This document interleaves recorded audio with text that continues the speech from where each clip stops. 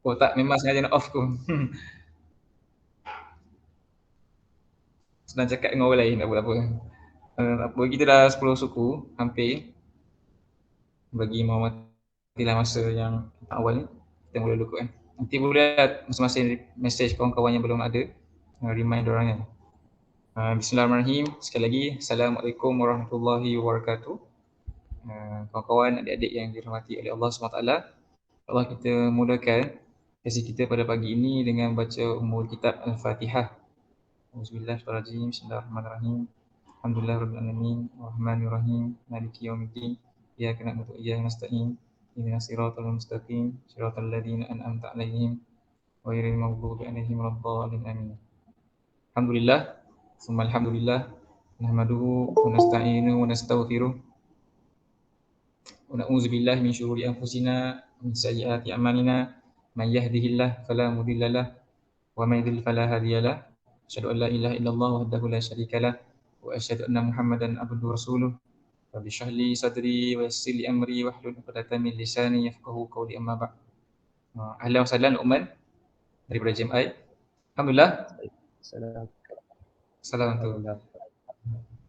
Okey je. Alhamdulillah, pertama-tamanya kita manjatkan setinggi syukuran kepada Allah Subhanahu Taala kerana memberikan kita kelapangan waktu pada pagi ini.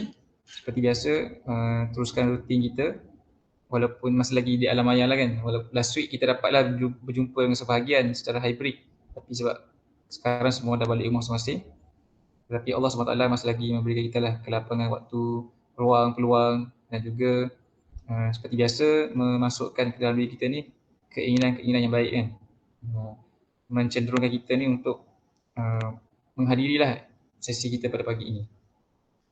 Yang keduanya, kita panjatkan selawat dan salam kepada Nabi SAW, pada seluruh ahli keluarga baginda, para sahabat, para tabi'in, orang-orang yang mengikuti mereka bi ihsan ila yaumiddin. Menarik background Anas tu. Di atas usaha mereka, Islam sampailah kepada kita hari ini. Semoga kita juga dapatlah diberi peluang oleh Allah SWT untuk mencontohi mereka bekerja seperti mana telah mereka bekerja untuk Islam. Sebab dalam Al-Quran Allah SWT menyebut Allah telah reda kepada mereka, telah redha kepada mereka. Kerana itu bila kita sebut nama-nama Nabi, nama-nama sahabat ni, kita kata ridwanallahu anhum ajma'in ataupun radhiyallahu anhu, radhiyallahu anha, radhiyallahu anhum ataupun radhiyallahu anhuma. Allah SWT sebut dalam surah Taubah kan, ayat ke-100. As-sabiquna minal awwalin ila akhir ayat tu Allah kata radhiyallahu anhum wa radu'an.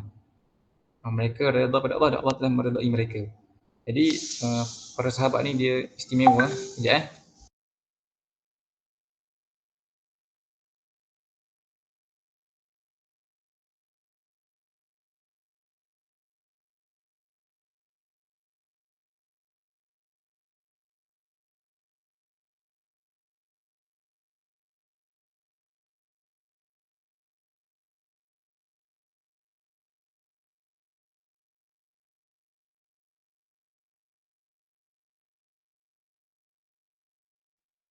Berhenti masak.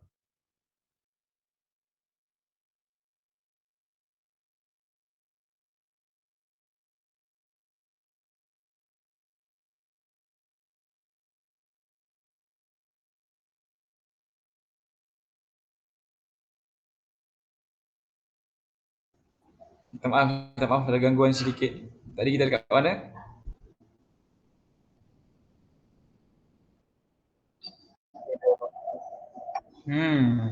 Kenapa? Oh tadi kan, itu Allah SWT menyebut dalam Al-Quran, Allah telah meredai mereka dan mereka telah meredai Allah SWT. Tidak ada lagi lah mana-mana golongan yang secara definite ataupun secara spesifik mendapat keredaan Allah SWT disebut Al-Quran ni, yang granted, mereka diredai. Walaupun kita semua ni mengejar redha Allah SWT, tapi kita tak sure lagi adakah Allah Ta'ala ni meredai kita.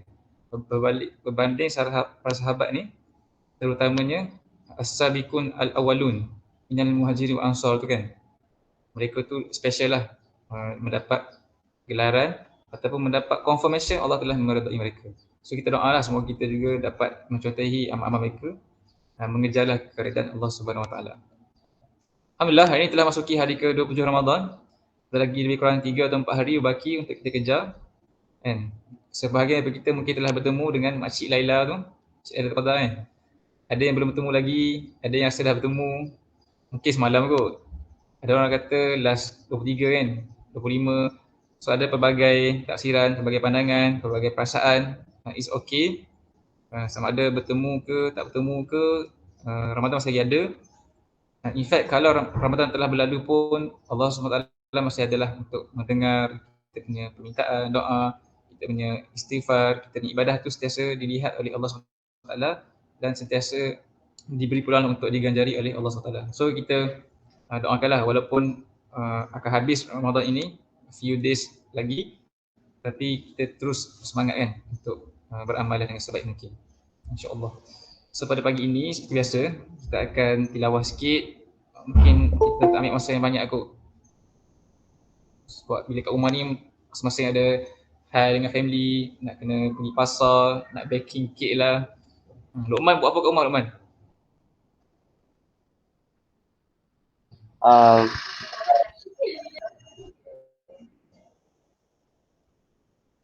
sama. Ada aktiviti ke? Itulah bila balik rumah ni masing-masing ada urusan masing-masing kan. So kita cubalah untuk ringkaskan sesi pada pagi ini.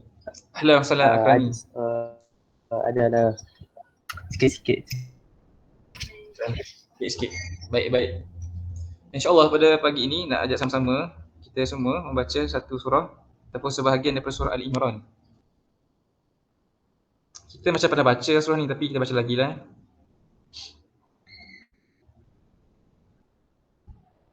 Tu kita akan tengok surah Ali Imran daripada muka surat 67 dan 68. Okay, ada 8 orang.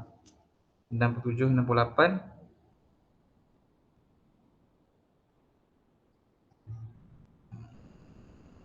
Ayat tu 1, 3.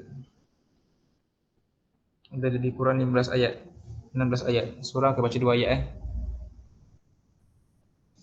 Surah akan baca 2 ayat daripada page 67 dan 68. Daripada ayat 133 dan hingga 148.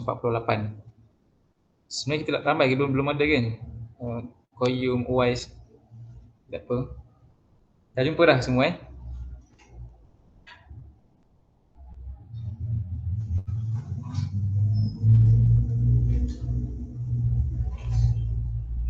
kita ikut ni lah, ikut apa alphabetical order kat sebelah ni kan, yang listing nama ni. Yang abang baca dulu, Ustaz Aiman, Rami, Imran, Luqman, Fahim dan Anas dan Najmi. Boleh seorang baca 2 ayat. Okey tak? Kita tak setuju? Okey.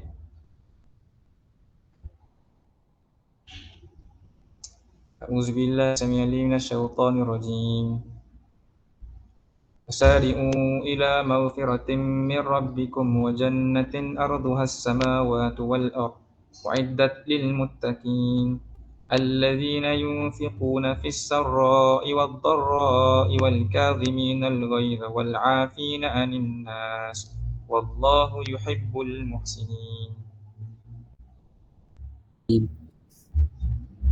والذين إذا فعلوا فاحشة أو ظلموا أنفسهم ذكروا الله فاستغفروا لذنوبهم ومن يغفر الذنوب إلا الله ولم يصروا على ما فعلوا وهم يعلمون أولئك جزاؤهم مغفرة من ربهم وجنات تجري من تحتها الأنهار خالدين فيها ونعم أجر العاملين.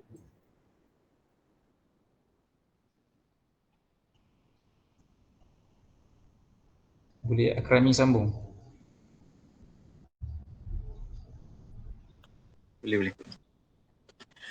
أعوذ بالله من الشيطان الرجيم قد خلت من قبلكم سنن فسيروا في الأرض فانظروا كيف كان عاقبة المكذبين هذا بيان للناس وهدى وموعظة للمتقين أعوذ بالله من الشيطان الرجيم ولا تهنوا ولا تحزنوا وأنتم الأعلون إن كنتم مؤمنين إن يمسسكم قرح فقد مس القوم قرح مثله وتلك الأيام نداولها بين الناس وليعلم الله الذين آمنوا ويتخذ منكم شهداء والله لا يحب الظالمين.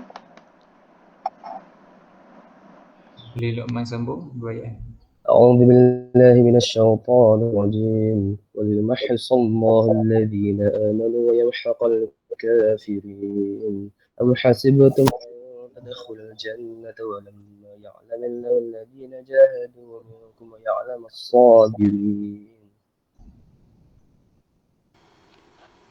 ولقد كنتم تمنون الموت من قبل أن تلقوه فقد رأيتموه وأنتم تنظرون وما محمد إلا رسول قد خلت من قبله الرسل أفإن مات أو قتل انقلبتم على أعقابكم ومن ينقلب على عقبيه فلن يضر الله شيئا وسيجزي الله الشاكرين.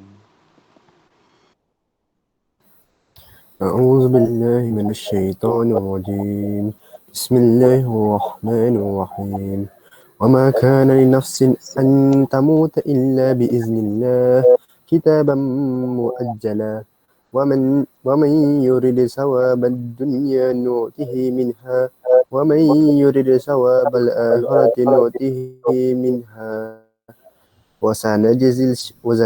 وسنجزي الشاكرين وكأي من نبي قاتل معه ربيون كثير فما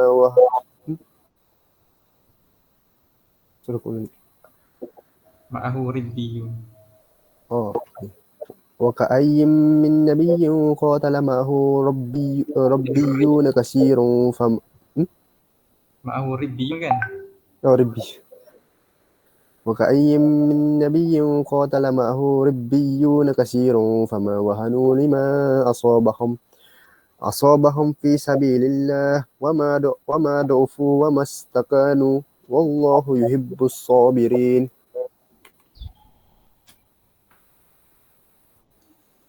أعوذ بالله من الشيطان الرجيم وما كان قولهم إلا أن قالوا ربنا اغفر لنا ذنوبنا وإسرافنا في أمرنا وثبت أقدامنا وانصرنا على القوم الكافرين فآتاهم الله ثواب الدنيا وحسن ثواب الآخرة والله يحب المحسنين. Sadaqallahul azim. Jazakumullah khair semua di atas bacaan masing-masing.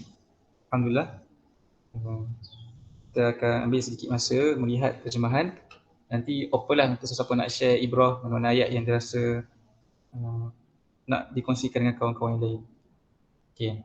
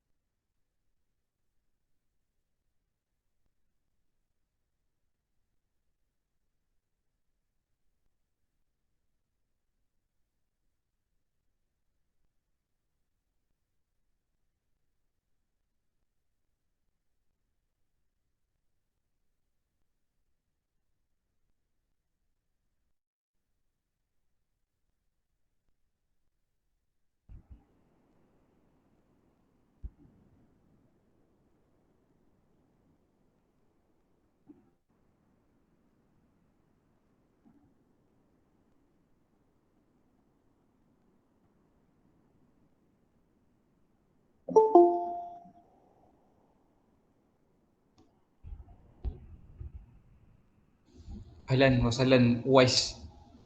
Kami baru saja selesai tilawah surah Al-Imran. Kalau Uwais nak tengok boleh rujuklah surah Al-Imran muka surat 67 dan 68 daripada ayat 133 sehingga 148. Okey Uwais dengar ke tu? Dengar. Macam mana nak flag okey selamat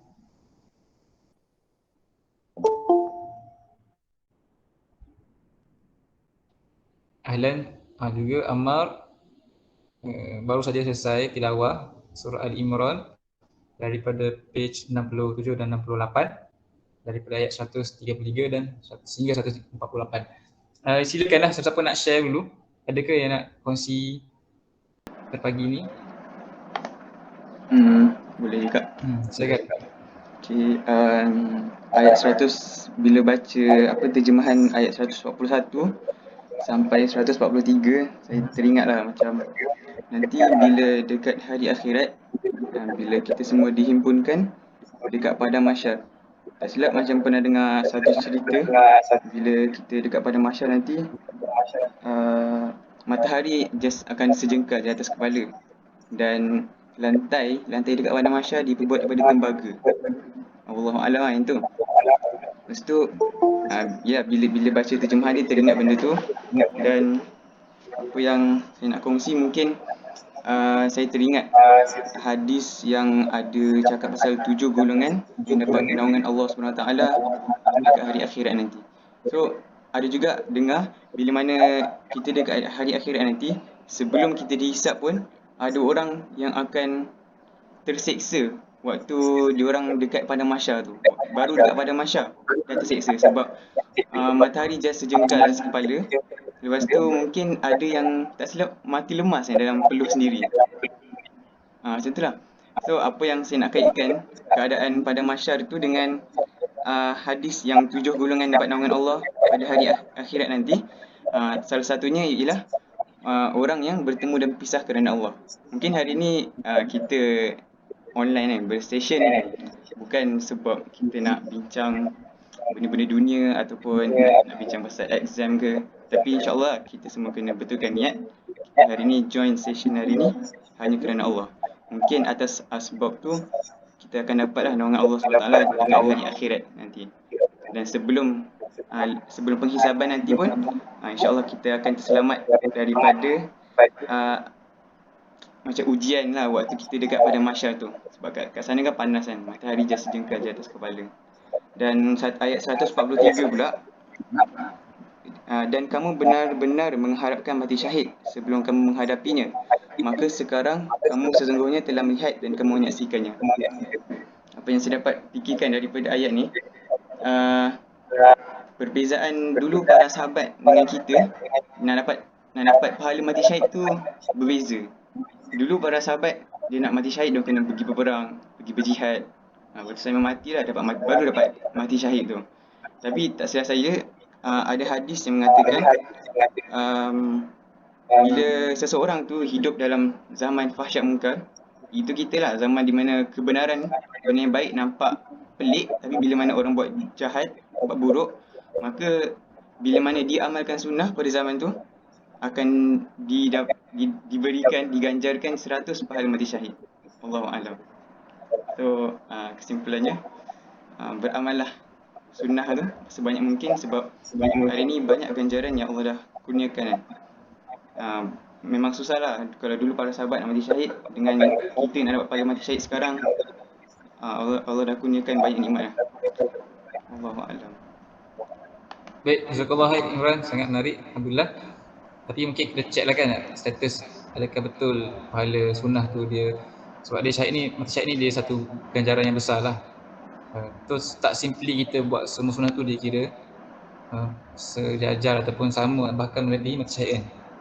Sometimes benda tu dia bukan kata dia fabricated, tapi mungkin ada unsur berlebih-lebihan lah sebab nak menggalakkan orang ikut sunnah. Tapi sebab dia beza kan, kita mati syahid di dalam peperangan tu berbanding dengan kita buat sunnah seperti biasa kan. Tapi nak share jugalah ayat yang Imran petik tu, Allah sedang menceritakan kepada para sahabat sebab Surah Al-Imran ni turun memberi komen daripada Allah SWT kepada para sahabat tentang peristiwa perang Uhud, kan? Di mana perang Uhud ni kita tahulah dia berlaku selepas berlakunya peperangan Badar. Peperangan Badar berlaku dalam keadaan mereka tidak menjangka akan berlakunya peperangan. So tidak semua mereka yang beriman di Madinah itu menyertai perang Badar. Ada sebahagian besar yang tidak sertai sebab mission dia bukannya pergi perang tapi untuk mendapatkan kembali harta rampasan perang yang dibawa oleh kabilah-kabilah pedagang dari Mekah pergi ke Syam. Pergi ke Syam, lalu kawasan Badar, di antara Badar tu dekat Madinah kan. Lalu Badar, maksud orang on the way daripada Mekah ke Syam, lalu Badar, Nabi dah bagi hint, itu harta kamu kena ambil kan. Tapi dia dah miss sebab Abu Sufyan tu dah lepas dah sampai ke Syam. So diorang plan nak pintas pedagang-pedagang ni bila diorang balik daripada Syam ke Mekah melalui Badar. So diorang punya mission adalah nak dapatkan harta rampasan, tidak perang. Tetapi tak ada Allah berlakunya peperangan dan mereka menang. So ramailah yang miss perang tu. Miss the first ever war in Islam kan, dan menang. So sahabat-sahabat yang tertinggal ini, yang tertinggal menyertai perang Badar ni, begitu bercita-citalah supaya kalau ada peperangan berikutnya, dia orang nak join, dia orang nak syahid. Okey. So berlakulah peperangan Uhud ataupun meletus lalu pula perang Uhud. So ramai sahabat-sahabat ni, waktu Nabi kata kita nak perang ni, kan berlaku diskusi kan, nak stay kat Madinah ke nak keluar. So first thing first, Nabi kata kita stay kat Madinah. Tapi ada sahabat-sahabat yang memberi pandangan kita keluarlah Nabi. Sebab mereka ni orang yang tertinggal perang Badar, so mereka ni sangat eager nak pergi keluar berperang sebab nak mengejar pahala syahid. Tetapi ketika berlakunya perang Uhud ni, ada sahabat-sahabat yang cuak. Cuak especially pada pusingan kedua tu lah. Pada pusingan mereka ini counter attack oleh kafir Quraisy yang dipimpin oleh Khalid bin Al-Walid. Sampai mereka ni nak patah balik kan. Padahal Allah kata, Allah nak bagi marah kat sini sebenarnya. Dulu kamu walaqad kuntum tamannau al-maut. Bukankah kalian sebelum ni pernah tamannau ni wish kan? You wish untuk mengejar syahid. Kenapa sekarang takut? Sekarang pahala syahid berada di depan mata. Kenapa nak patah balik? Kenapa tak terus mara menyerang Quraisy di dalam Uhud itu? So itu satu teguran kepada para sahabat kan. Yang dulu cakap kemain lagi, saya kalau dapat ni nak dapat sini. Itu berlaku dekat sahabat lah kan. Tetapi ada ibrah kat kita lah kan. Sometimes kita ni banyak kan, plan dalam kepala, bercita-cita. Kalau aku dapat sambung A-level ni macam ni kena buat kan. Kalau aku pergi Jerman ni, kena buat macam ni. Kalau dapat gaji ni nak infak ni sekian-sekian. Kalau dapat ni kita bercita kan. Sebab kita semangat kan. Katalah, kalau cuti A-level lama ni nak khatam Rahib Maktum, nak baca hadis Riyadhus Shalihin, ni balik raya ni nak tengok semua video-video kuliah hari 40. Ataupun Fahim kan, mungkin ada plan, InsyaAllah habis saja asasi ni saya nak hafal Quran. Tetapi bila come the chance, kita buat tak benda tu kan. Seperti mana sahabat yang pernah mengimpi-impikan untuk mati syahid, sekarang dalam perang Uhud tu peluang untuk syahid berada di depan mata mereka, tapi mereka, sebahagian mereka ada yang gusar, ragu-ragu dan nak berpaling ke belakang. Maka Allah katalah, dulu kalian tamannau al-maut min qabli an talqahu faqad ra'aitumuh, sekarang kamu telah melihatnya, wa antum tanzurun, dan kamu betul-betul melihatnya. So Allah nak suruh kita ni mengejarlah, mengejar dan buktikanlah kita punya harapan-harapan, cita-cita kita dulu tu, all our wishes tu, now execute lah seperti mana kamu impikan. Okay, itu sedikitlah daripada perang Uhud. Just komen balik apa yang Imran share kan. Jazakallah khair. Ada lagi siapa-siapa nak share?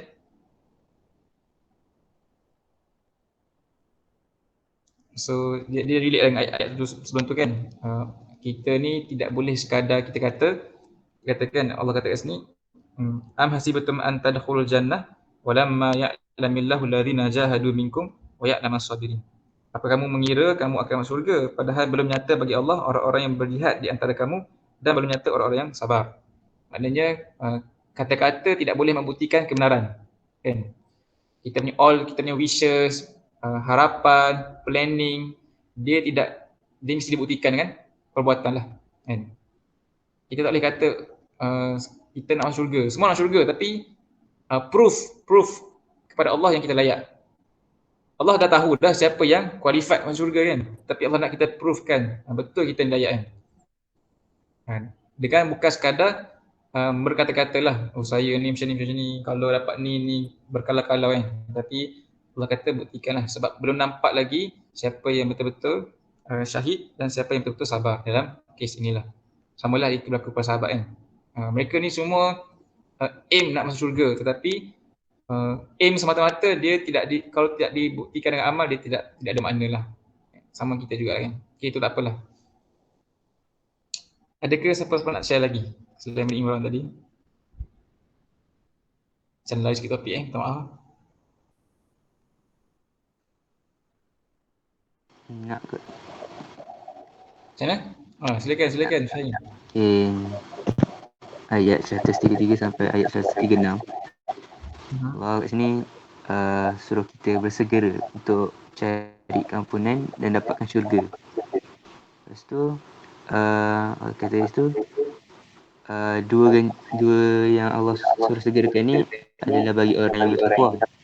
So kat sini kita kena tahulah orang yang bertakwa ni apa pula. So Allah bagi tahu pula ayat yang 134 dan 135 dia ada 4. Itu orang berinfak, iaitu waktu lapang atau senang. Yang kedua, menahan amarah dan memaafkan orang lain. Yang ketiga, tiga. Dan orang-orang yang apabila melakukan perbuatan keji atau menzalimi diri sendiri, mengingati Allah lalu mohon keampunan atas dosa. Dan siapa yang dapat mengampunkan dosa-dosa selain daripada Allah, dan mereka itu ada 3 je. So ada 3 iaitu first berinfak ketika lapang dan sempit. Kedua, memaafkan dan menahan amarah bila orang lain kepada orang lain. Yang ketiga, bila buat dosa terus minta ampun.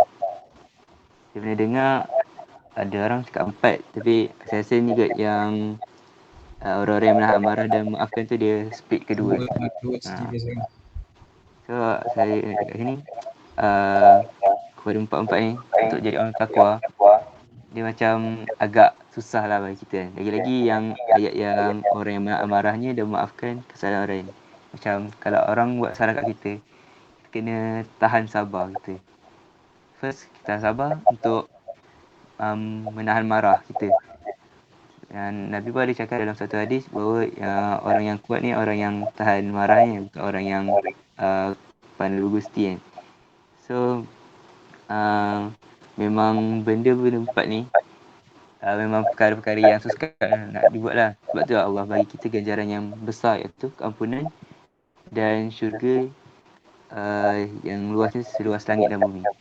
Lepas tu kalau kita tengok baik ke dalam ayat ni, bila Allah cakap ayat 134-135 tu, Allah seal balik, Allah ulang balik balasan bagi mereka ialah keampunan daripada Tuhan mereka dan syurga-syurga yang mengalir di bawahnya sungai-sungai. Kita kekal di dalamnya, dan itulah sebaik-baik pahala bagi orang-orang yang beramal. Saya nak cakap kat sini, kita sama-sama kita kejar untuk menjadi orang yang bertakwa tu dengan melakukan 4 perkara tu. First, kita infak dalam masa kita lapang atau sempit. Ni pun memang susah, tapi kita cubalah. So yang kedua, menahan marah bila ada orang buat salah kat kita, kalau kacau kita ke apa kan. Yang third, memaafkan kesalahan orang lain. Dan yang keempat, bila kita buat dosa, kita kena segera untuk kita minta ampun ke Allah, sedarkan diri kita dan bersungguh-sungguh untuk tak buat dosa lagi. Itu kan.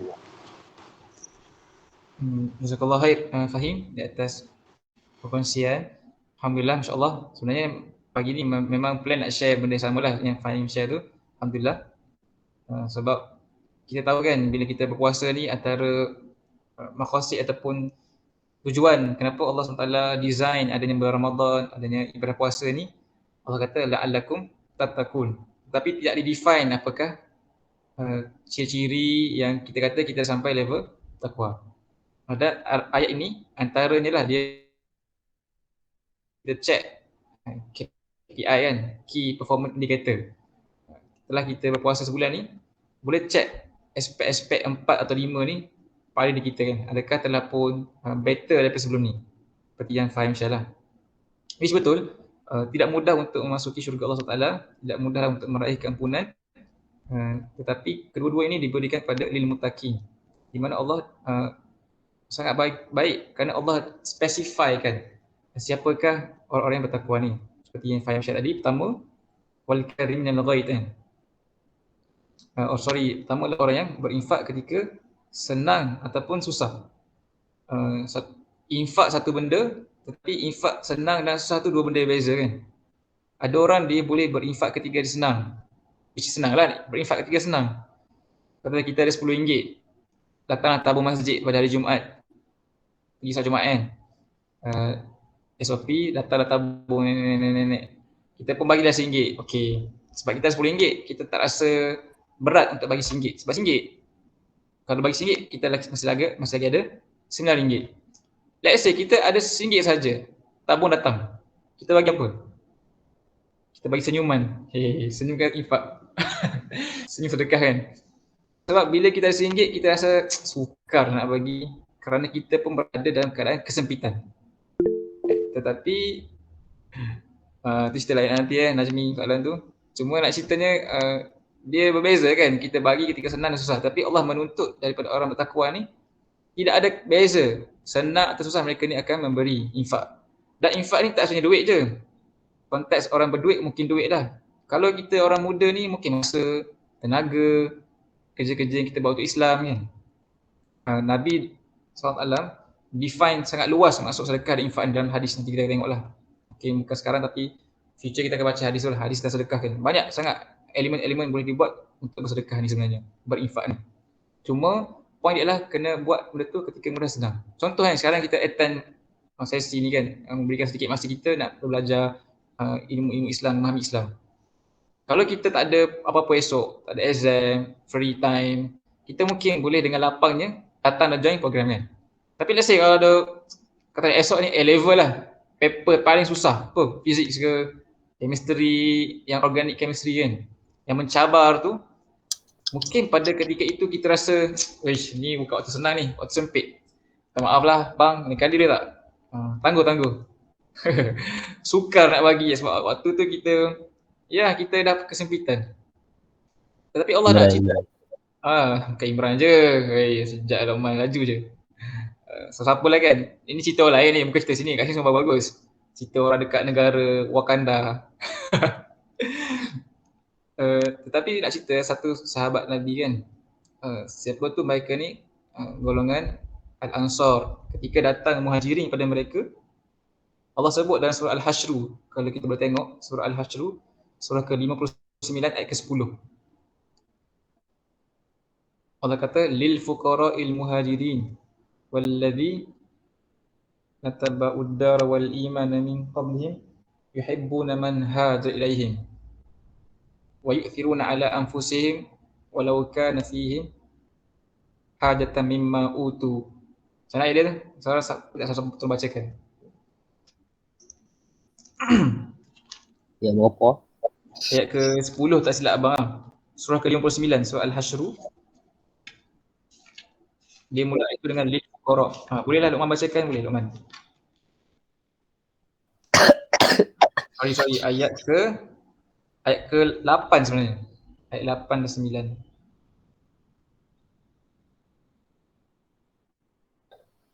Ayat ke-9. Kita baca ayat ke-9. 9. Walladzina tabawwa'u Betul. أعوذ بالله من الشيطان الرجيم والذين تبوأوا الدار والإيمان من قبلهم يحبون من هاجر إليهم ولا يجدون في صدورهم حاجة مما أوتوا ويؤثرون على أنفسهم ولو كان بهم خصاصة ومن يوق شح نفسه فأولئك هم المفلحون. Orang-orang Ansar yang telah menempati kota Madinah dan telah beriman sebelum kedatangan mereka, iaitu Muhajirin, mereka mencintai orang-orang yang berhijrah ke tempat mereka.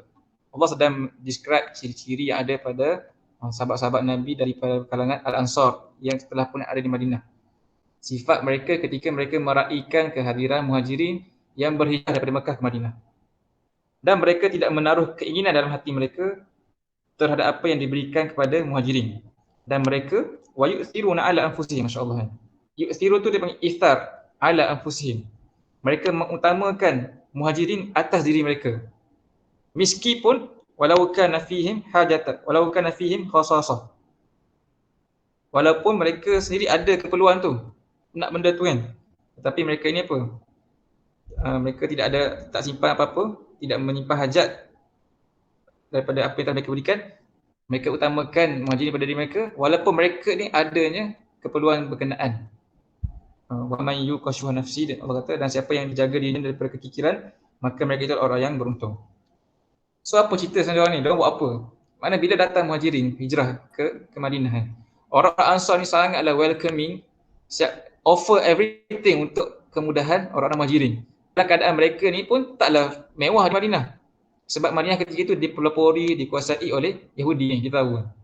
Tapi diorang pun miskin. Tapi nak bagi semua. Bagi rumah, nak bagi harta, nak bagi. Yu'sirun ala anfusihim. Mengiftarkan. Iftar ni kita panggil iftar lah. Iftar dia apa? Mengutamakan orang lain ni. Contohlah kita makan dalam talam. Makanlah ni. Kalau orang tu iftar, dia bagi orang makan dulu. Dapat air. Kalau orang tu dia minum dulu, dia tak iftar lah. Cik. Dapat air terus minum. Bukan pas ke orang sebelah. Tapi sahabat-sahabat Nabi ni, tingginya iftar mereka, mengutamakan orang lain, mereka ni, keperluan-keperluan mereka pun mereka berikan pada muhajirin. Walau mereka pun juga dalam keperluan. Nak cerita apa? Mereka berinfak walaupun dalam keadaan mereka ni kesempitan, susah kan. Walau mereka juga ada keperluan tu, ada keterdesakan tu, tapi mereka tetap mengutamakan sahabat-sahabat yang lain. So inilah ciri-ciri pertama kan, itu berinfak ketika senang dan susah. Which kalau nak infak ketika senang, mudah. Tapi ketika susah tu lah yang mencabar kan. Yang kita nak kena train lah. So kita dah berlalu Ramadan ni, kita check. Kita infak berapa banyak kan. Dalam kaedah fiqh dia menyebut al-ajru ala qadri masyaqqah.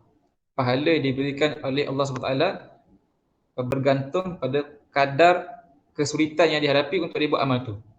Maknanya orang yang, contohnya kita solat tarawih 8 rakaat kan. Fahim solat 8 rakaat, Luqman pun solat 8 rakaat. Tetapi berbeza pahala Fahim dengan Luqman.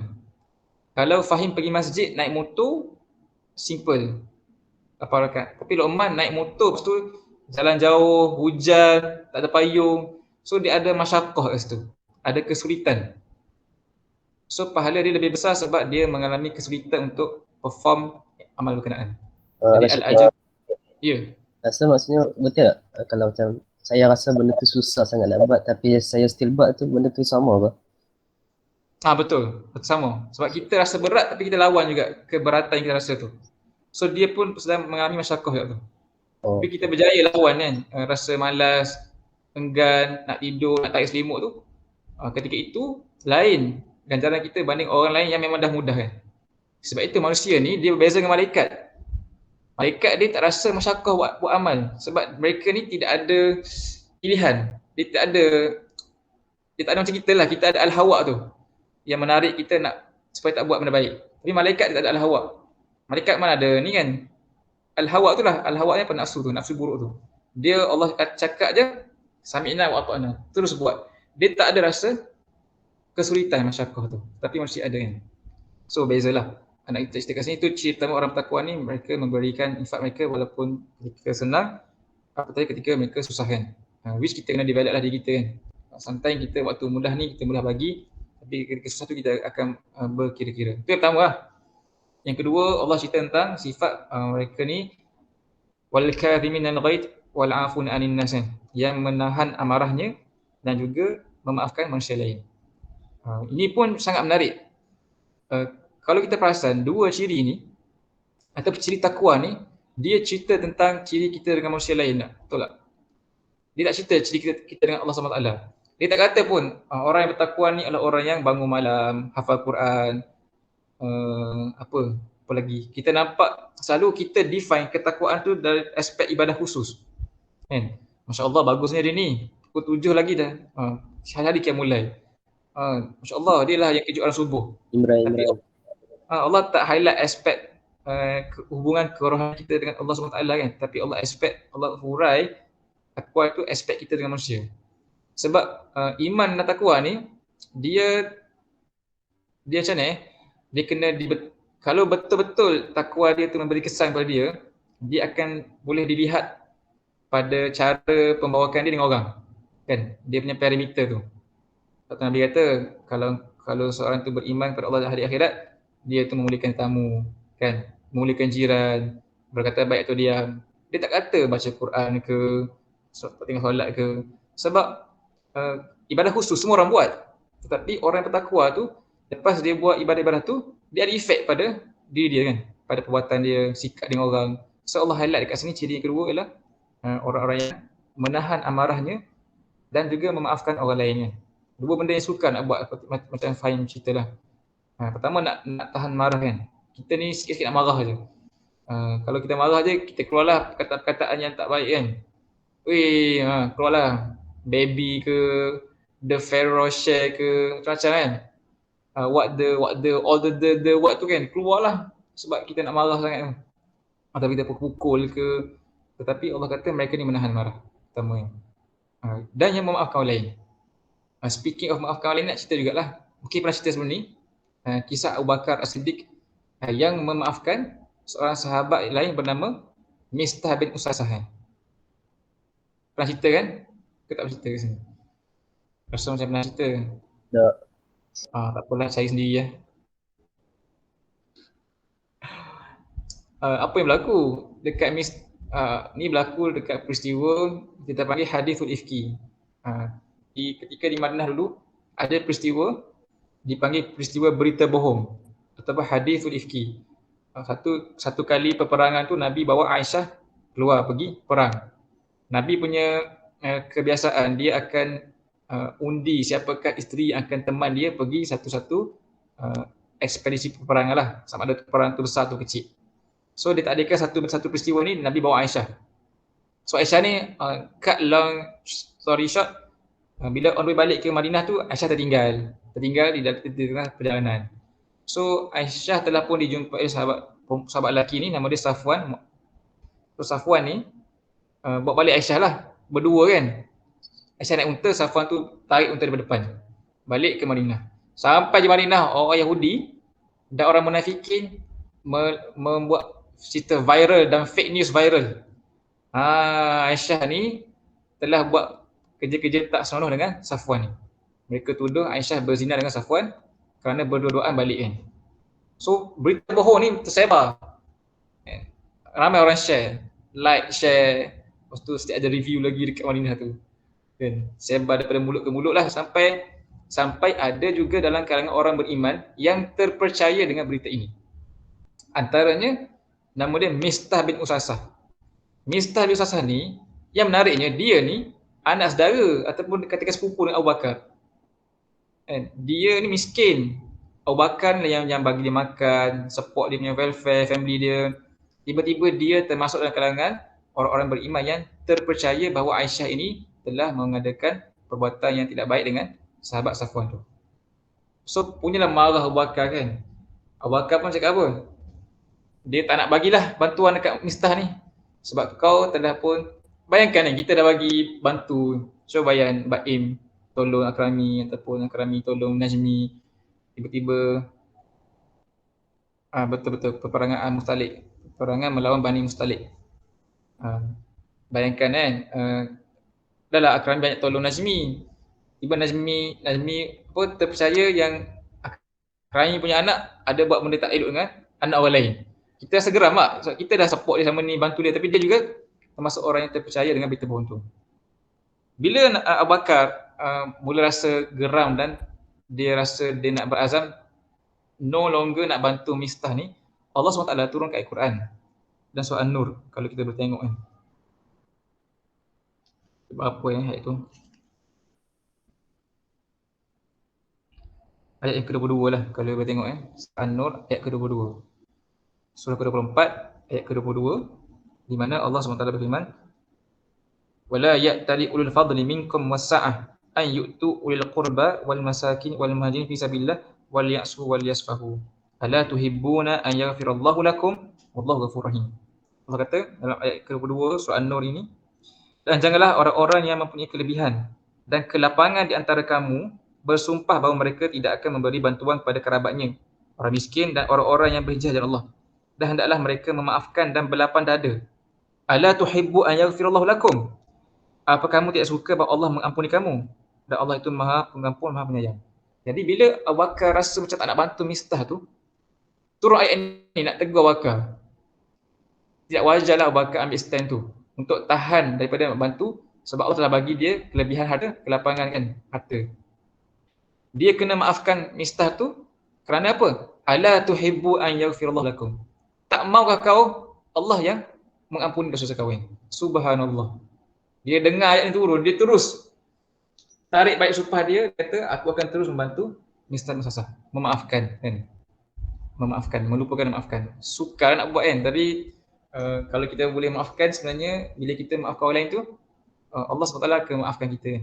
Ala tuhibbu an yaghfirallahu lakum. Kadang kita ada clash kan. Bukan clash dengan sikap admire. Clash maksudnya ada bergeser pandangan ke, ada friction dengan kawan-kawan. Mungkin Ammar dengan Nazmi ada clash pandangan ke, Anas dengan Akrami ke kan. Jumpa tak tegur, lepas tu timbul perasaan zon, sombong-sombong macam ni kan. So kita rasa, macam mana ni macam ni. Ataupun adalah kawan kita tu macam oyo ke, kita rasa je kan. Tapi Allah nak ajar, kena maafkanlah. Dia ada orang yang buat masalah kita sebagainya.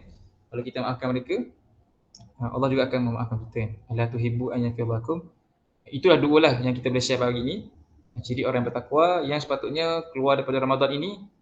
Kalau kita punya ketakwaan tu meningkat, dua aspek ni dia dah menaik lah. Dia punya graf tu dah makin naik. Pertama, kita memberikan infak.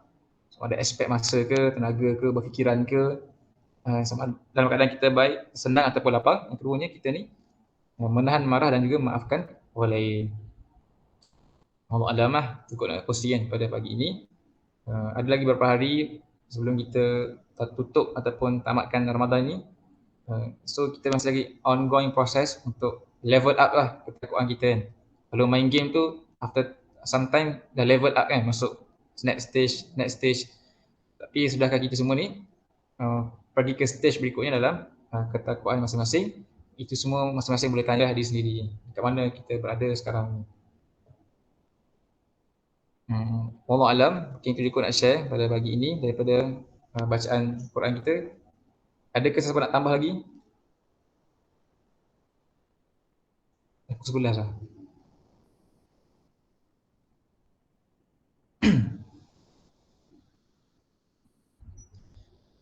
Komen pada Nazmi kan. Nazmi tanya, adakah infak dan sedekah tu berbeza dia? Dia berbeza. Dia berbeza lah. Macam mana dia berbeza? Pertama, term dia berbeza. Yang keduanya, setengah orang assume dia sama je, tetapi kenapa dia digunakan term berbeza kan? So dia beza. Nak cerita beza dia susah nak cerita beza dia, sebab sometimes dia sama je. Tapi Allah kata sedekah ni, hadis Nabi, wa sadaqatu burhan. Sedekah ni benda yang dibuat sometimes tak ada sebab pun kita buat sedekah tu. Tapi infak ni kadang-kadang dia ada seruan, dia diserukan berinfak. Kan? Sedekah ni tanpa apa-apa sebab kita bersedekah. Contohnya apa Faham ke beza dia? Boleh bezakan tak? Macam hari-hari tu kita sedekah lah orang lain kan. Sedekah. Tapi infak ni dalam konteks suasana di Madinah dulu. Mereka berinfak bila Nabi menyerukan, kita ada misi nak pergi lawan peperangan Tabuk. So Nabi minta mereka ni berinfak. Okey, dia ada elemen request dan kita infak. Tapi sedekah tu tak ada orang minta, kita bagi sedekah, kita bagi. Tetapi bagi sedekah ni lah bukti keimanan. Sebab dalam hadis sebut wasadaqatu burhan. Sedekah ni lah burhan kepada iman. Tanpa diminta bagi. Itu satu aspek. Ada aspek lagi. Ada orang kata infak ni dia adalah menutup sifat-sifat kemunafikan. Sebab perkataan nafaqah tu dia sama infak dengan munafik. Nanti abang share video yang menarik. Ustaz Nur Arif Khan dia share antara infak dan sedekah. Antara infak dan munafik. Kalau minta sedekah, maksudnya apa Akademi? Kalau minta sedekah. Itulah. Kalau sedekah kan tak dia minta. Tapi kalau ada orang yang minta sedekah tu kira infak ke? Itulah, itu sebab kita guna term tu campur-campur kan. Tapi selalunya infak tu dia ada mission tu lah. Ada program nak dilajayakan. Infak tahfiz.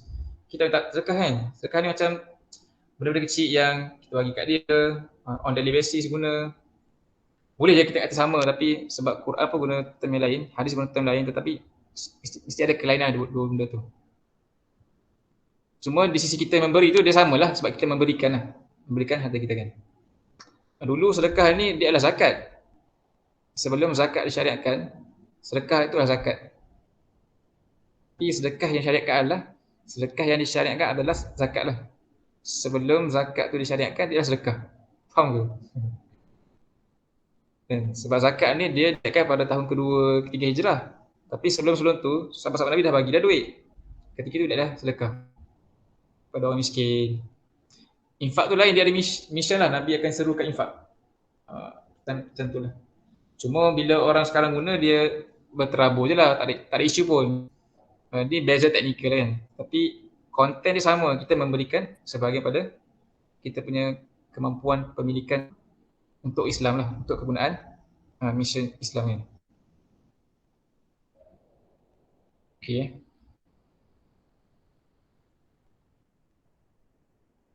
Tu cukup kan, wallahu alam lah. Nanti kita boleh study lagi lah beza dia sedekah dan infak kan. Apa-apa pun bulan Ramadan juga bulan yang sangat digalakkan untuk kita sedang bersedekah ke berinfak ke. Nanti nak infak boleh PM Baim banyak share iklan-iklan sedekah tu. Baik, jazakallahu khair semua yang sudi dengar sedikit tadabbur kita pada pagi ini.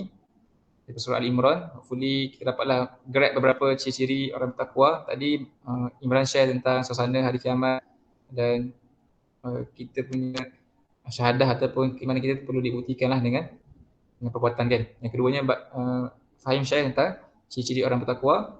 So kita boleh check lah status kita kan. Di manakah keadaan kita di hadapan Allah SWT setelah berlalu 27 Ramadan. Sebab takwa ni dia unik kan. Kalau baca tentang apa itu takwa, Quran define lain-lain, tempat lain sebut lain ciri-cirinya kan. Bukan saja di surah ini sebut tentang takwa, tapi antaranya surah ni lah. Di surah-surah lain pun ada juga tentang takwa ni. Kalau kita tengok perbahasan para ulama pun masing-masing mempunyai definisi berbeza-beza bila mereka ni describe takwa kan. Antara yang menarik adalah ketika Umar Al-Khattab dia satu hari berborak-borak dengan seorang sahabat Nabi, Ubay bin Ka'ab. Ubay ni seorang sahabat yang faqih Quran. Jadi Umar tanya Ubay tentang takwa. Maksud takwa kan. So tanyalah Umar tanya Ubay, okeylah Ubay. Kau tahu tak apa takwa kan? So sahabat ni dia borak pasal Quran kan. Dia tak tanya, Ubay, macam mana semalam? Siapa yang menang? Mekah ke Madinah? Kosong. Tak adalah dia tanya pasal Liga Mekah Madinah ke kan. Tanya berapa harga minyak sekarang ke, tak ada. Menarik sebab Omar ketika itu dia khalifah Amirul Mukminin, dia bertanya Ubay tentang takwa. Padahal dia lagi tahu pun, tapi sebab dia tahu Ubay ni orang yang faqih Quran. Sebab Nabi katakan kalau nak ambil Quran ni ambil dengan beberapa sahabat ni, antara Ubay lah. Ubay bin Ka'ab. So apa jawapan Ubay? Siapa tahu jawapan Ubay bang? Yang lagi kat dulu kan. Okay. Dia tanya, Umar, adakah kamu pernah lalu di kawasan yang berduri? So, apa yang kamu lakukan? So, Umar menjawab, aku akan berhati-hati daripada duri-duri tu. So, Ubay, dia cakap, itulah takwa. Betul. InsyaAllah. Betul tu. Itu jawapan dia. So, jawapan Ubay dekat Umar apa? Tanya, wahai Amirul Mukminin, kau pernah tak lalu jalan berduri? Umar kata, ya aku pernah. So apa yang kau buat? Jawapan Umar, kalau aku lalu jalan berduri, aku akan berhati-hati. Kata Ubay, itulah takwa kan. Itu takwa ni kita berhati-hati kan. Wattaqu, pelihara diri kita kan. Maksudnya setiap tindakan kita tu kita selalu ada second thought. Consciousness tinggi kan. Second thought tu maksudnya apa Sometimes kita buat decision ni, kita pakai first thought kan. Kita punya first di kelas hati pertama tu. Kalau kita ni ada takwa, kita akan sebelum kita bertindak, kita ada second thought yang revise balik action tu. Betul tak betul ni? Contoh nak message dengan orang. Sebelum kita send tu kita fikir dulu, okay tak message ni? Sesuai tak? Itu ada second thought kan. Sebab kita berhati-hati lah. Contoh tengok kat phone ni ada orang, ada scroll-scroll, ada movie-movie yang menarik lah. Movie yang ada adegan tak baik.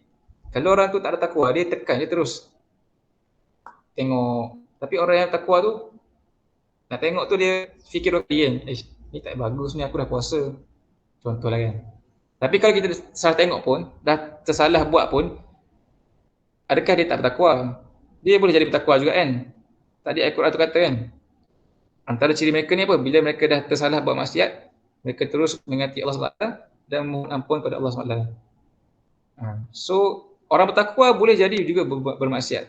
Tersalah kan, terjerumus, itulah. Tetapi mereka terus fazakurullah kan, mengingati Allah Ta'ala dan mereka terus meminta ampun daripada Allah SWT. So, itu few lah ciri-ciri takwa yang kita boleh ambil dan tengok pada kita.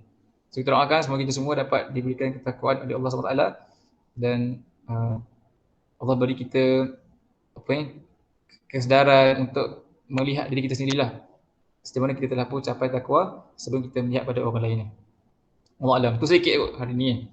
Kita nak tengok sikit sambungan hadis, tapi tak sure lah adakah semua orang boleh teruskan sedikit ataupun tak sesuai. Macam mana? Boleh. Boleh tu apa? 5 minit? Mas buat apa 5 minit? Tak, saya boleh. Boleh. Sikit lagi sebab just untuk makluman semua orang lah kan. Semua orang nak maklum pun kita sedang membincangkan hadis 40. Kita masih lagi berada di hadis kedua lah, walaupun dah 3 minggu kita cover hadis kedua ni. Dia belum habis lagi. So kita sambung sikit lagi hadis ni kan. Lepas kita akan off lah insyaAllah.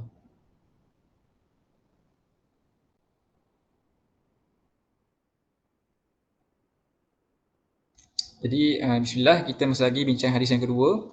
Mungkin Luqman kena revise sikit kan, hadis kedua ni lah hadis daripada, kita sedang baca hadis-hadis yang ditulis ataupun dihimpunkan oleh Al-Imam An-Nawawi daripada koleksi hadis 40 himpunan Al-Imam An-Nawawi ataupun digelar sebagai Al-Arba'i An-Nawawiyah. Arba'i An-Nawawiyah kan, hadis 40 yang disusun oleh Imam Nawawi. Ada keistimewaan tertentu kenapa kita ni membaca hadis in the first place dan kenapa kita memilih buku hadis 40 Imam Nawawi ni. Pertama, kenapa kita baca hadis ni? Kenapa kita baca hadis ni? Imran.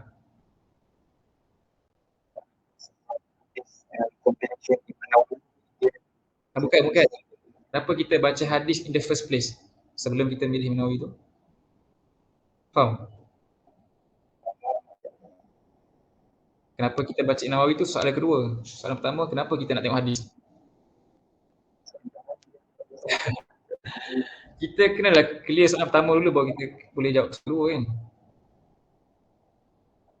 Setiap minggu Abang kasi lah kenapa kita baca hadis ni kan, tapi tak sure semua orang boleh grab ke tak point tu. Macam mana Aiman, kenapa Aiman kita baca hadis ni? Baca hadis in general ke? In generally, kenapa kita kena study hadis? For guidance. Kan Islam kan, our main two sources of guidance is the Quran and Sunnah. And Sunnah is the only way is through hadis. Okay, betul. Okay Najmi, beres je. So betul lah sebab salam tu. Sebab nak melengkapkan kita punya kefahaman tentang Islam tu mesti ada juga hadis. Sebab Nabi taraktu amrain, aku telah tinggalkan kepada kamu 2 perkara lah, Al-Quran hadis. Sebenarnya ada perkara ketiga iaitu sirah Nabi kan. Dia juga kira hadis lah. Sebagai orang kata dia hadis, sebagai orang kata dia sirah Nabi. Sebab sirah Nabi ni dia put Quran dan hadis dalam perspektif amaliyah, perbuatan. Kadang Islam yang kita fahami hari ni tu seperti yang kita share last week kan, dia tak sama seperti mana Islam yang dihayati oleh sahabat dan Nabi kan. Dari segi tulisan kita dapat benda sama, Quran yang sama, hadis yang sama, tapi penghayatan tu dia mungkin beza.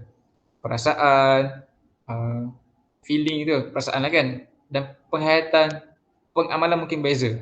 Sebab suasana kita tu mempengaruhi kefahaman kita kepada teks-teks agama tu. Contohnya solat kan.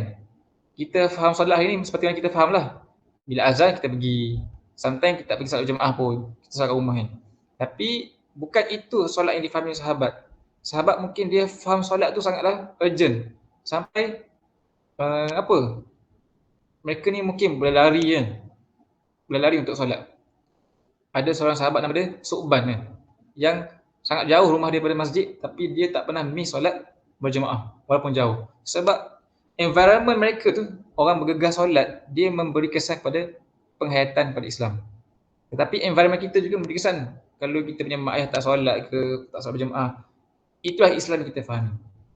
So, nak dapatkan penghayatan tu, kita pertama sekali, cara paling mudah kita kena beli mesin masa, kita putar masa, kita duduk kat zaman kahwin dulu. Itu cara paling mudah lah, kita boleh rasai penghayatan tu kan. Tapi kita tak boleh buat macam tu sebab belum ada lagi mesin masa tu. Kalau sesiapa boleh invent mesin masa tu, kita boleh lah try cara tu. Tapi sebab tak mampu nak buat cara tu kan, nak kembali ke belakang tu. So cara kedua apa? Kita membaca dengan sedetail mungkin apa yang diceritakan oleh para ulama tentang zaman tu kan. Sirahnya, hadisnya, Qurannya, supaya gambaran itu makin jelas boleh kita bayangkan. Okey. Betul juga Imran kata tu. Penting nak dapat gambaran kan. So nak dapat gambaran tu, Quran tak detail tetapi dia daripada hadis dan juga pada sirah Nabi SAW. So kita baca hadis Nabi untuk melengkapkan kefahaman kita tentang Islam tu. Okay, itu kita baca hadis in the first place lah. Tapi kenapa pula kita memilih hadis Al-Imam Nawawi ni? Sebab dia dah himpunkan 40 hadis yang memang kumpulan hadis ni untuk memberi faham tentang Islam, perkara-perkara asas dalam Islam.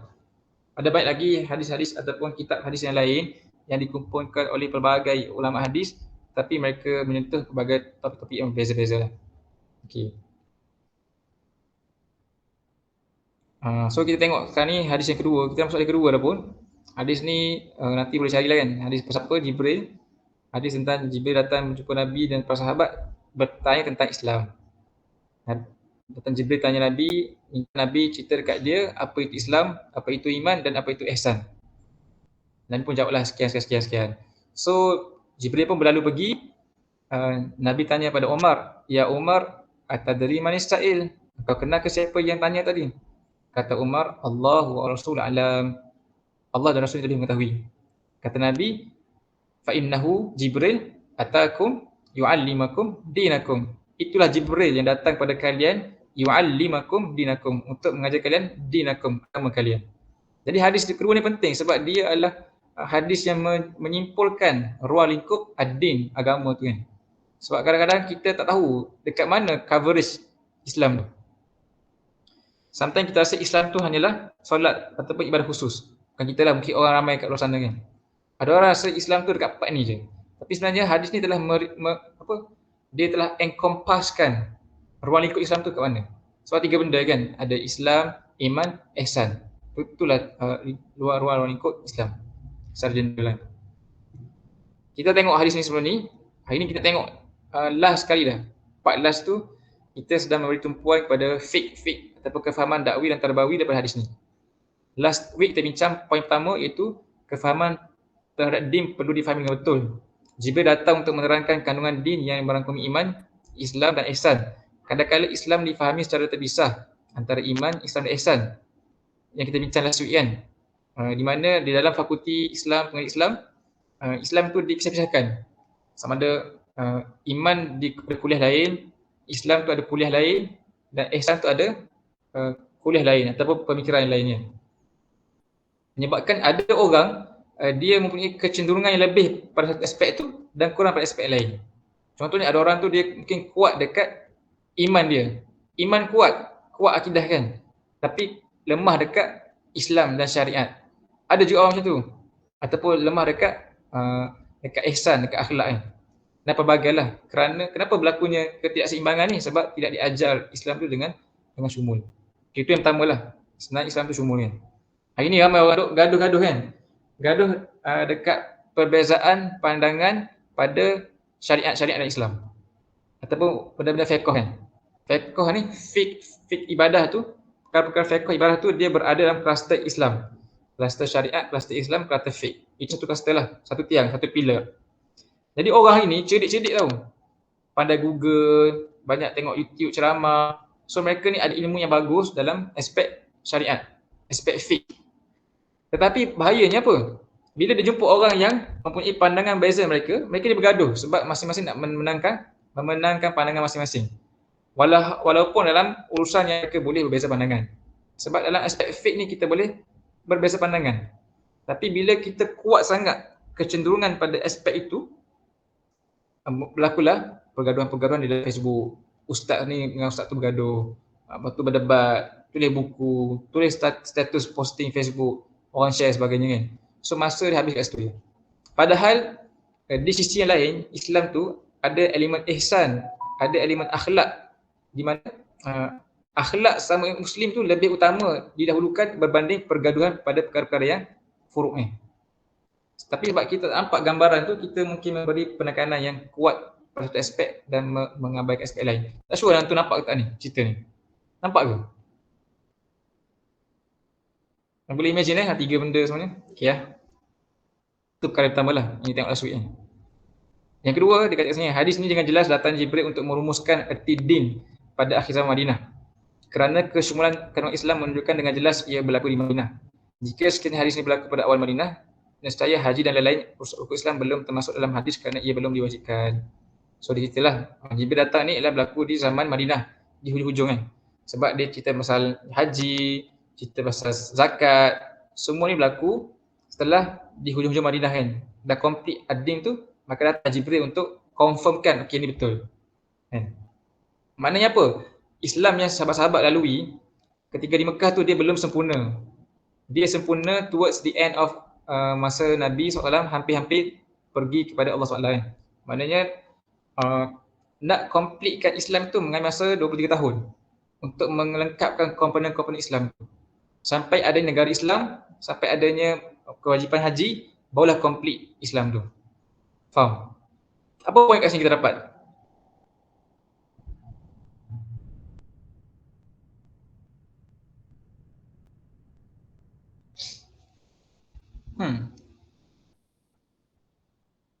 Macam ngantuk semua ni.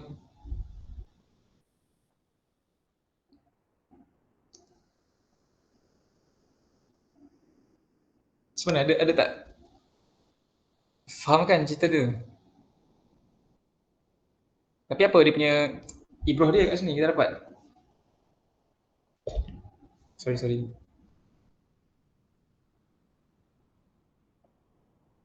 Tak boleh nak brain dah sebab dah pukul 11.30 ni nak tidur dah ni. Sana Baim.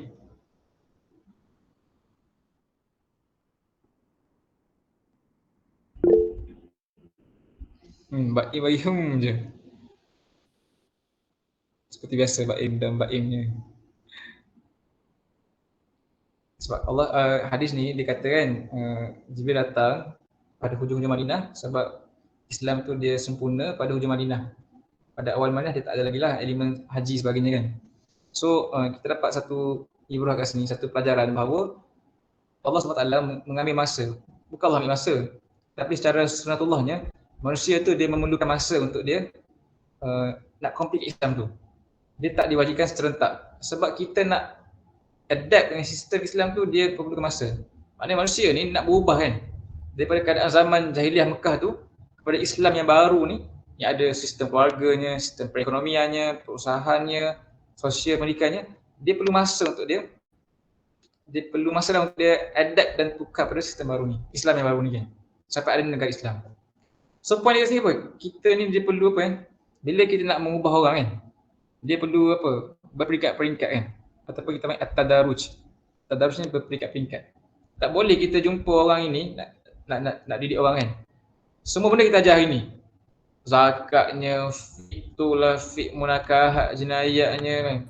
Tidak boleh kan. Tetapi individu-individu orang-orang ni dia perlu masa untuk dapat sikit dia adapt, dia faham, dia buat. Perlu sedikit demi sedikit. Sampailah in fact Islam pun mengambil masa 23 tahun untuk disempurnakan oleh Allah Ta'ala dan juga diajarkan oleh Nabi SAW. Tidak boleh terlalu gopoh bila kita nak ceritakan tentang Islam. Tak boleh dah satu hari kita nak semua benda lah.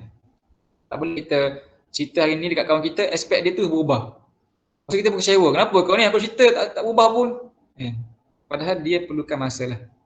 Masa tu ilmu ni. Okey, seterusnya dia katakan lagi, betapa ta'arufnya terlampau sahabat sama mereka dan mereka mengenali setiap sahabat yang wujud Madinah dan luar Madinah. Mereka mengetahui sama ada seorang itu dari mana dan apa keturunannya. Ini kita bincang itu kan. Sebab bila datang Jibril dalam keadaan putih, baju putih, tidak ada tanda-tanda dia bermusafir, Umar rasa pelik kan. La yura alaihi asarus safar wala yarifu minna ahad.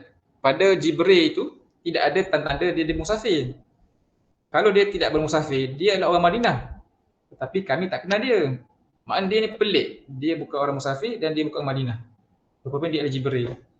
So point apa? Sahabat ni, kalau orang tu daripada Madinah, dia kenal semua orang.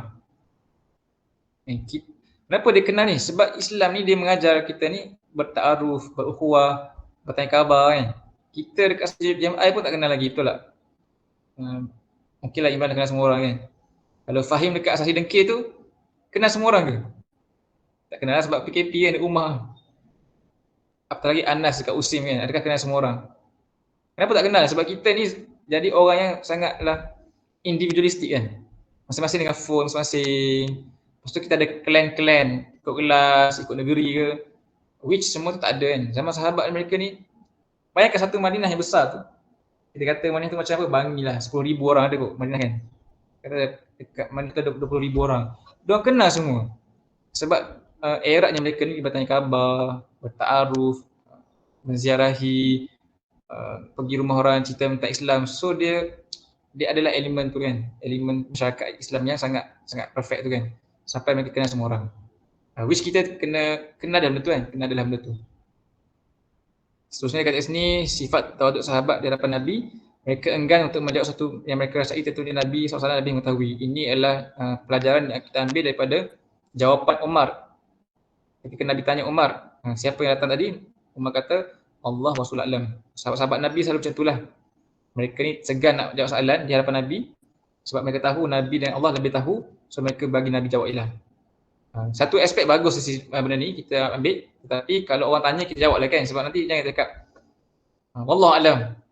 Susah kat macam tu. Sebab ada keadaan kita perlu respon lah pada jawapan kalau soalan yang tanyakan tu. Contoh exam kan, jangan exam paper apalah chemistry ke biology ke, cakaplah lecturer lebih mengetahui kan. So nanti nak kena lah kalau cakap macam tu. Tak sesuai lah keadaan tu. Dan nombor 6 dia katalah keeratan hubungan di antara murabi dan mutarabi. Dalam konteks ni Nabi sebagai murabi tu dan mutarabi tu Jibril tu. Dalam cara duduk dan menghadap ketika berada di hadapan murabi. Cara pakaian, ini semuanya adab dalam ilmu lah. Sebab kalau kita recap balik hadis ni, Jibril datang dalam keadaan sangatlah sopan kan. Dia duduk dekat depan Nabi, bertemu lutut dia bertemu dengan lutut Nabi. Pakaian putih, maksudnya apa adab kita belajar. Nak pergi kelas kena tawal depan. Bukan datang awal, ambil seat paling belakang. Datang paling awal, tapi book kursi paling belakang. Supaya mudah tidur, mudah nak online, mudah nak scroll IG. Tak Tapi hadis ni mengajar adab berlumba-lumba duduk dekat dengan guru yang mengajar tu. Pakaian putih-putih. Tak mesti putih, tapi pakaian tu bersih dan pakaian yang sesuai untuk ilmu. Dan last sekali hadis ni ajar juga, ini poin yang menarik lah, poin yang penting. Dia kata kat sini beza antara mengajarkan ilmu secara berskema dan mengajar ilmu secara ke hati. Islam telah datang kepada Nabi SAW dan para sahabat dalam bentuk yang menusuk hati dan membari, menggerak ke manusia dan menanam roh perjuangan sejak hari pertama di Gua Hira dan Mekah. Tapi Jibril juga datang dalam bentuk skema dan ilmu yang dibilang-bilang. Sebagaimana hadis ini setelah akhir hidup baginda SAW. Ini menggambarkan perbezaan antara dua cara yang berbeza antara penanam fikrah dan juga penyampaian ilmu. Faham ke maksud dia?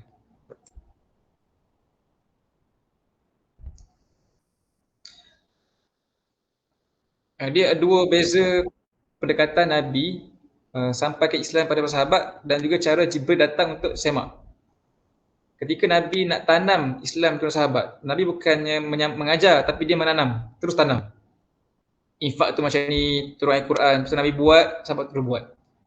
Okay. Dia ajar ayat Quran ni dia bukannya macam buku teks. Okey, infak ada 5 poin. 1A, B, C, D tak. Itulah ilmu penyampaian ilmu yang skema kan. Jibril datang macam tu. Okey, Islam ada 1, 2, 3. Apa perkara? Nenek-nenek habis. Sebab Jibril datang ni untuk check je. Dia adalah penyampaian ilmu yang berskema kan. Ada bullet point. Tetapi ketika Nabi ajak Islam para sahabat, Nabi tak buat macam tu. Okey, jom sahabat-sahabat kumpul. Hari ni kita belajar Islam. Islam tu apa? Pertama, rukun syahadah, ya. Kedua, muka macam tu. Itu kita belajar hari ni kan. Kita belajar Islam hari ni macam tu. Ustazah masuk kelas, hari ni nak ajar tentang akhlak. Akhlak mukmin ada berapa? Akhlak Nabi ada 4. Fatana, amanah, siddiq, amanah, balik, habis. Itu adalah penyampaian ilmu, dia bukannya pendidikan, tarbiyah. Tapi Nabi, walaupun dia tak guna poin-poin macam tu, dia baik Quran, baik Qudwah, dia menanam terus dalam hati para sahabat. Dan mereka ni terus menusuk dan beramal dengan apa yang ditanam oleh Nabi SAW. So ada 2 cara beza bila kita nak sampaikan Islam pada orang kan. Bila kita nak mendidik, membentuk dia, dia ada cara yang tertentu. Tapi bila kita nak check kefahaman dia tu, ada cara yang lain kan. Hari ni Islam diajar dengan cara kedua tu, cara skema tu. So orang ada semua input. Rukun solat ada 12. Boleh cerita semua, boleh. Satu ni berdiri dengan teguh, niat, bla bla bla, habis 12. Rukun puasa ada 10, sekian. Tapi solat tak solat? Tak solat pun. Ilmu ada sebab dia ditanam ilmu tapi tak ditanam. Dia diberikan ilmu tapi tak ditanam tentang perasaannya, kepentingan solat, cara solatnya, perlu solat macam ni. Sebab penyampaian Islam tu dia hari ni kan dia jadi skema lah, jadi penyampaian ilmu Islam. Bukannya pendidikan yang membentuk orang ikut Islam kan. So itu dua keadaan beza lah. Yang kita, bila kita nak ubah orang, kita nak share Islam pada orang, kita tak patutnya share macam tu. Contoh kita dengar poin hari ni kan. Kita pun buatlah nota poin. Orang baca, okey, satu ni. Orang dapat poin je lah. Orang dapat knowledge. Tapi orang tak dapat pemikiran yang menggerakkan tu. Sebab nak dapatkan pemikiran perasaan tu dia kena cerita dengan detail. Cerita, gambarkan, tunjuk. Ni. Sampai orang tu, orang tu terbuka pemikiran dia dan dia rasa, wish, kena join ni. Otherwise dia dapat point je. Knowledge yang okey, nota sikit, nota kan. So 2 cara bezalah bila kita sampai ke Islam ni kan. Depend pada siapa kita tengok. Wallahualam, itulah kot antara ibrah yang kita boleh ambil daripada hadis kedua ni. Terima kasih semua sudi mendengar. Sejam setengah kita dah berkudara. Asalnya kena tutup sekarang sebab nanti mak ayah marah kan, sebab kat rumah masing-masing ada banyak lagi benda nak kena buat. Terima kasih sudi. Kalau ada masa kita jumpalah. Mungkin kita break lah next week kan, bagi peluang beraya. Kita jumpa lagi lah pada minggu yang selepasnya. Melainkan ada orang request nak jugalah sesi. Depend pada keadaan hari Ahad depan. Hari raya keempat kan. InsyaAllah. Kita tangguh dulu, tapi sebelum tu kita mungkin round sikit lah. Table. Okey ke semua orang ni? Tak tahu respon macam mana kan? Okey. Okey Anas kan? Okey je. Okey je. Okey, sebelum tu ada soalan tak? Sebelum kita tangguh.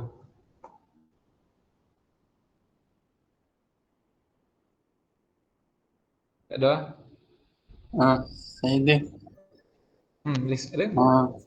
Kan tadi cerita pasal like everybody macam kenal everybody kan yang cerita dekat hadis tu. So for us, apa like practical tips to apply that to our daily lives? Part mana Iman? Part mana tu? Tak jelas sangat. Ada macam ni abang ada explain tadi how everybody kenal each other di Madinah. Di Madinah tu, betul? So for us, there are practical tips to apply that, especially aku ya. Dia tak ada praktikal tip, dia kita kena kenal lah. Itu je point dia kan. Maknanya kita ni menunggu untuk berkenalan kan. Bila kita jumpa kawan kita solat sebelah di HMI contoh kita tunggu dia tegur kita, betul tak? Masing-masing menunggu siapa nak tegur dulu. Cuma kita mulakan tegur. Kau kelas mana Okey lah, dah kenal lah. Tapi the first step tu awkward kan. Dia nak start dulu kan, kita start dulu. Sepatutnya kita start dulu lah sebab sekarang kita dah faham kepentingan ta'aruf tu.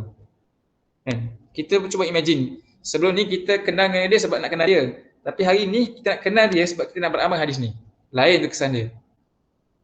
Kan? Kalau kita betul-betul nak ambil mesej hadis ni dan apply, kita pergi jumpa orang lepas ni, kita cuba kenal dengan dia dengan satu mission dan perasaan, kenapa aku tegur pakcik ni, sebab sebenarnya aku nak praktis hadis ni.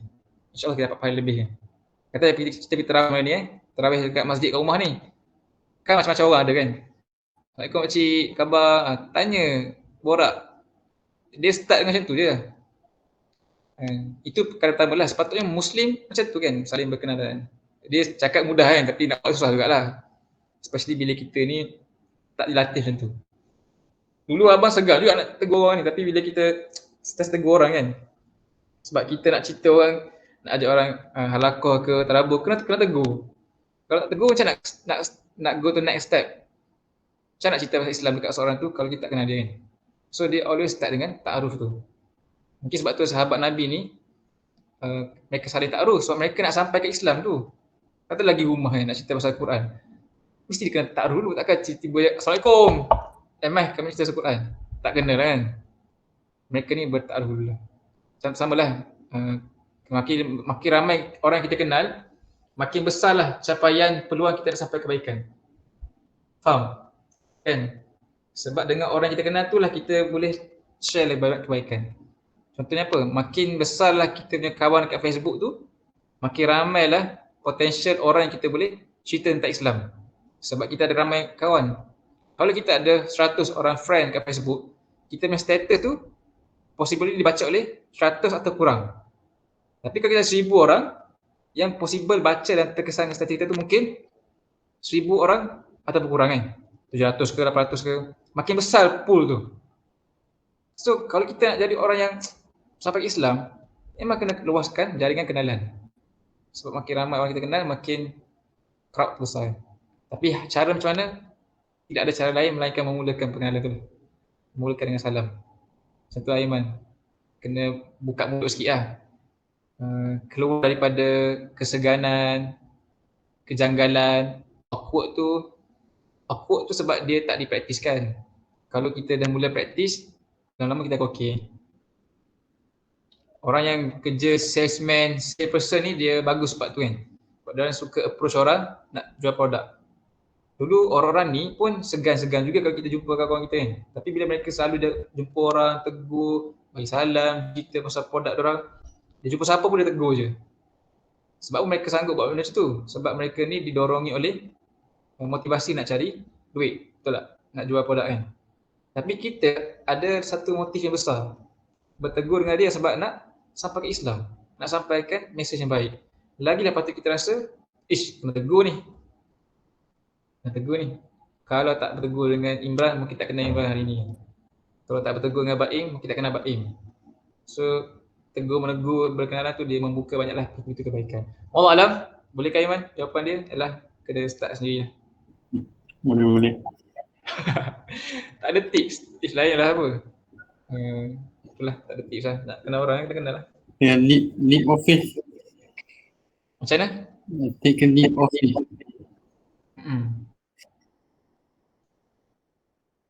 Tips dia lah. You start it first lah. Okay. Jazakallah khair. Yang lain ada soalan ke? Macam tak ada kan? Kalau tak ada tak apa.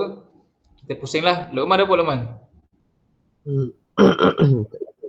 Tak ada, okey je. Luqman okey ke? Macam demam je? Dah sakit tekak sikit lah. Syafakallah. Puasa hari ni? Puasa lah, ya Allah. Mana tahu kan, minum ke skot emotion ke? Dah. Okay. Take care, semoga cepat sembuh. Buat ngaji ni.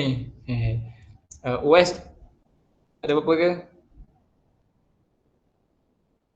Ke Uwais sedang dibuai mimpi ke? Tak apa. Baim dah Baim. Tak ada kod. Tak ada kod tu yang risau tu. Dia ada tapi cakap tak ada kod. Dia tanya ada apa-apa ke? Tak ada apa-apa. Tak ada kod. Okay, tak apa-apa. Amar ada apa? Tadi. Ada. Anas ada apa Anas? Alhamdulillah, sekat ni tak ada lagi. Okay, Alhamdulillah. Siapa lagi tadi? Hari dah. Fahim ada Fahim? Tak ada. Imran ada? Imran muka cadar. Sudah buka sadar kan tapi simpan. Aiman tak ada juga. Aiman lagi. NTS. Tak ada. Okay lah. Jazakumullah khair semua. Tak ada, minta maaf ambil sedikit masa pada pagi ini. Kalau ada rezeki kita jumpalah next 2 weeks kan. So minggu-seminggu ni bagi peluang beraya bersama keluarga masing-masing. Semoga Allah Ta'ala menerimalah sedikit masa yang kita berikan ini. Hopefully adalah benda yang bermanfaat untuk semua orang. Mungkin boleh check selepas ni kita punya kadar keimanan kita, ketakwaan kita. Dan bolehlah praktis hadis tadi untuk ta'aruf kan selama nanti raya kan. Dia ada sepupu makcik tak kenal, anak saudara pakcik tak kenal, entah siapa ni datang rumah kan. It's a good time untuk tanya belajar mana. Oh, kalau dia lelaki yang kita rasa macam boleh cerita ni, boleh makan ni, ambil nombor sebagainya kan. Kita mulakanlah dengan kita punya adik keluarga dulu kan. Dan semualah ibrah-ibrah lain pada hadis tadi kita ambil lah. Hadis tadi kan, hadis tentang Jibril merumuskan apakah itu Islam. Seperti Islam tu adalah satu konsep yang syumul, yang lengkap, yang kita kena fahami secara kesemuanya. Wallahu a'lam, qul qawli hadza, astaghfirullah li lakum. Lagi sekali lagi jazakumullah khair semua. Minta maaf atas apa-apa ni lah kesalahan sebagainya. Kita tangguh dengan tasbih kafarah dan suratul as. Subhanakallahumma wa bihamdika asyhadu an la ilaha illa anta astaghfiruka wa atubu ilaik. Bismillahirrahmanirrahim. Wal asri inna lafikus alladziina amanu wa amilus shalihat wa wasabil haqq wa wasabis sabr. Nanti ada kawan-kawan yang tak join kan, adik Qayyum, mungkin bolehlah tanya khabar dan share kan. Assalamualaikum warahmatullahi wabarakatuh. Waalaikumsalam. Okay. Iman buka Saya kamera. Iman buka kamera Iman. Iman. Memang susah buat kamera. Oh dia dah terus. Aduh. Dia. Ya. Hai, assalamualaikum. Okay.